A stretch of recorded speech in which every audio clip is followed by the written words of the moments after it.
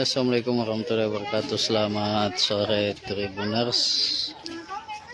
Saat ini saya melaporkan rumah atau atap seng rumah warga rusak akibat diterjang angin puting beliung tepatnya di Jenet Talasa, Kecamatan Palangga, Kabupaten Goa, Sulawesi Selatan. Terpantau atap seng rumah warga ini sudah berada di tanah dan sementara beberapa warga tengah melakukan perbaikan di atas rumah mereka.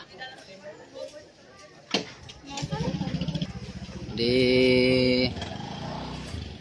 lokasinya di Netalasa, Kecamatan Palangga, Kabupaten Goa. Ya. Ini atap seng rumah warga rusak karena diterjang angin puting beliung pada saat hujan deras disertai angin kencang beberapa waktu lalu atau tadi. Saat ini masyarakat sekitar dan pemilik rumah masih melakukan perbaikan atap seng mereka.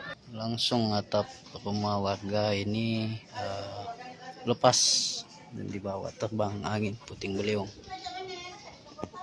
Ya, bisa dilihat sendiri Tribuners, salah satu rumah warga yang atap sengnya rusak atau diterbangkan oleh angin puting beliung. Lokasinya di Jenet Talasa, Kecamatan Palangga, Kabupaten Goa. Mau cuaca juga ini di sini sudah mau hujan lagi. Bagi warga sebaiknya berhati-hati dan tetap waspada mengingat kondisi cuaca saat ini